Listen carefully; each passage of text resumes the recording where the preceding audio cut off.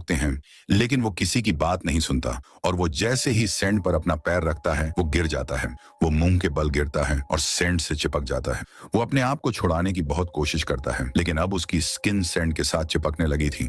उसके पूरे शरीर को सैंड ने जख्मी कर दिया था। उसके दोस्त गाड़ी स्टार्ट करने लगते हैं ताकि वो किसी तरह से अपने दोस्त को ऊपर खींच लें, लेकिन इनकी गाड़ी भी स्टार्ट नहीं होती। अब उस लड़के का एक दोस्त उसकी तरफ एक रस्सी फेंकता है, लेकिन अब वो लड़का इस हालत में नहीं था कि वो उस रस्सी को पकड़ पाता और अगले कुछ ही लम्हों में उसकी पूरी बॉडी रेत के अंदर समा जाती है।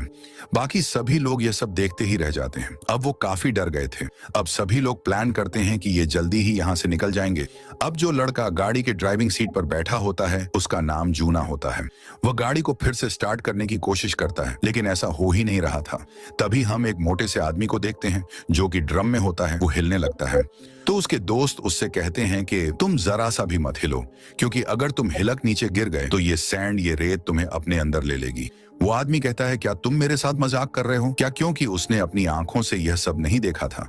वो उस वक्त सो रहा था और अब उसे इस ड्रम में दर्द होने लगा था, इसीलिए अब वो हिल रहा था। उसे एक लड़का कहता है कि अगले 2 घंटों में कोई हमारी मदद के लिए आ रहा है, हमने कॉल कर दी है, तो अगर तुम इसी में शांति से रहोगे तो वो लोग हमें बचा लेंगे। इसलिए ये आदमी मान जाता है, लेकिन उसने झूठ कहा था, कोई हेल्प नहीं आने वाली थी। ये सब लोग यहाँ पर फंस चुके थे।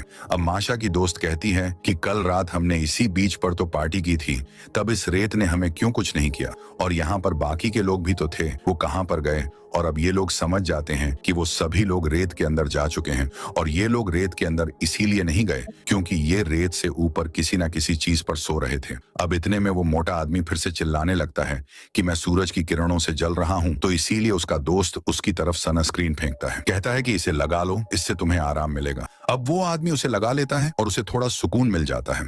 तभी इन सभी की नजर उस चीज पर पड़ती है जो कि इन्हें रात में मिली थी और इन्होंने उसे डैमेज कर दिया था। अब रात में इन्हें अंधेरे में उस चीज का इतना ज्यादा पता नहीं लगा था, लेकिन अब सुबह होने पर इन्हें पता लगता है कि वो एक अंडा था जिसे कि इन्होंने तोड़कर बहुत बड़ी गलती कर दी थी।